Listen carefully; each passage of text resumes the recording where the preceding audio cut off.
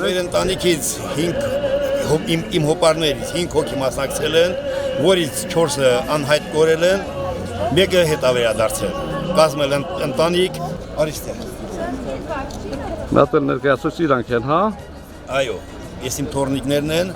այս նկարներն են իրանք են 4 աղբեր։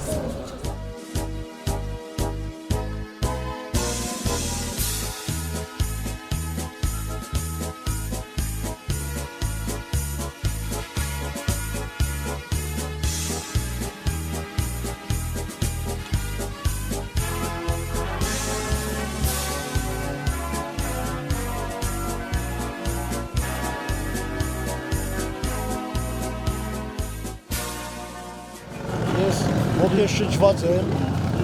այս երթի կապակցությամբ, քանզի 80 տարի առաջ մեր պապերը խորհրդային բանակի կազմում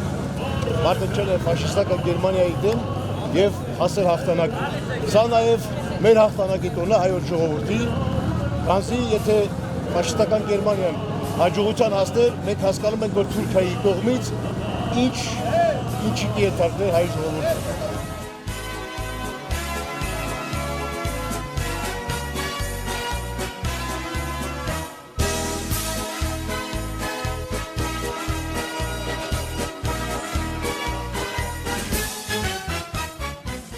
Վերին Կարմիր աղբյուր գյուղից ենք, իմ պապիկը նույնպես մասնակցել է մեծ հայրենական պատերազմին եւ մենք եկել ենք նրանց հիշատակը հարգելու եւ մեր ազգի հետագա հաղթանակների համար։ Իսկ տեղյակ ես Վերին Կարմիրից քանի մարդ առաջ երկրորդ համաշխարհային մասնակցել է։ 320 մարդ մասնակցել է, 160-ը չեն վերադարձել։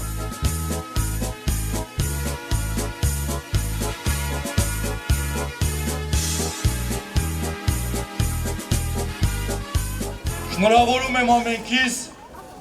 հայրենական պատերազմում տարած հաղթանակի 80-րդ տարեդարձի առիթով։ Որևէ ընտանիք, որևէ մարդ անմասն չի մնացել հայրենական պատերազմի հաղթանակի իր ուրույն ներդրումն է ունեցել։ Բավական է միայն հիշել, որ Բերդի տարածաշրջանը մեր համայնքը ճակատ է ուղարկել 5082 հայորդու, որոնցից մեծ մասը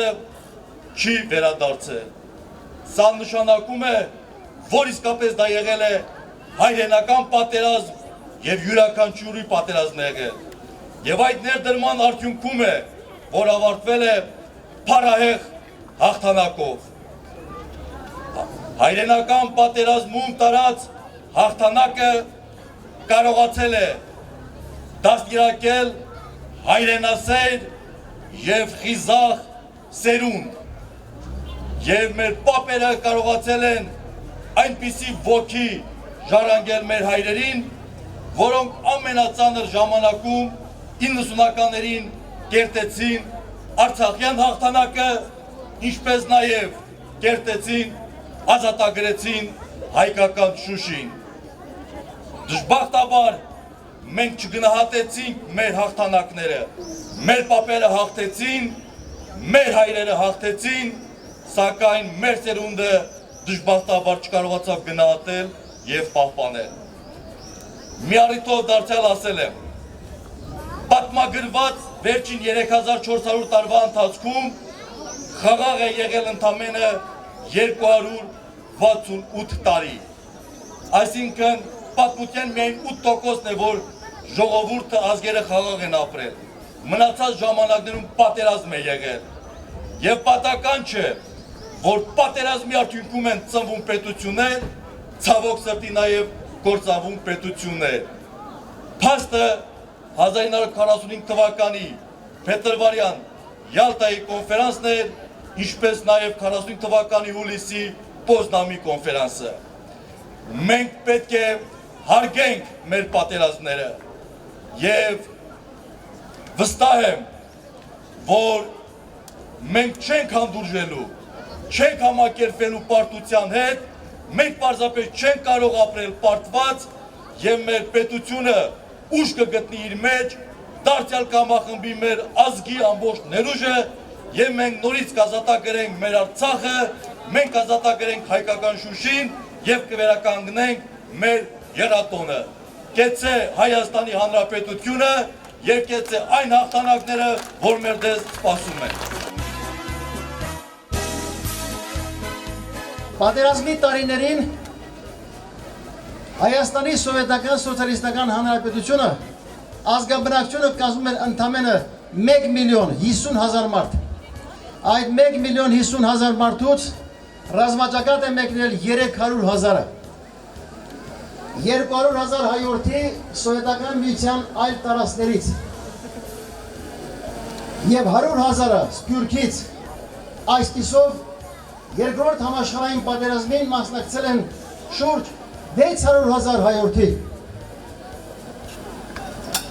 Բացի դրանից մեծ է եղել հայնական մեծ պատերազմում իր ներդրումների համար հայկական ազգային դիվիզիաների դերն ու նշանակությունը։ Այսօրը խորհրդանշում է բոլորիս համար խորհրդանշում է, որ ինչի է ընդունակ ժողովուրդը, երբ միասնական ու համախմբվածության հանուն խաղաղության գաղափարի մարտնչում է։ Սիրելի հայրենակիցներ, 80 տարի առաջ մեր պապերի կերտած հաղթանակը պատմության մեջ մնաց որպես միասնականության ու համախմբվածության հաղթանակ։ Շնորհակալ եմ բոլորիդ այսօրվա միջոցառման ներկա գտնվելու համար։ Թող մեր միասնականությունը ուժ ու եռանդ ոգևորություն ներշնչի, ունենանք նոր հաղթանակներ հանուն մեր ապագայի հանուն մեր սուրբ երկրի։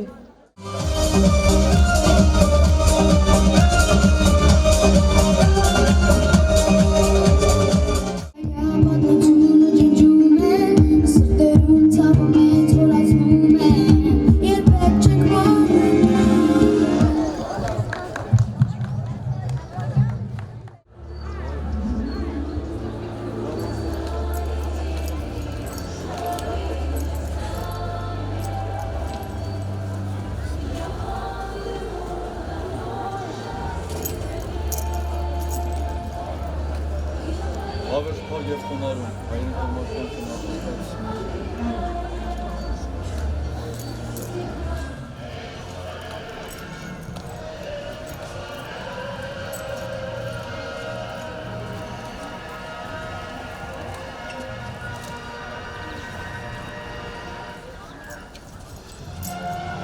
Հավերժ եւ խոնարհում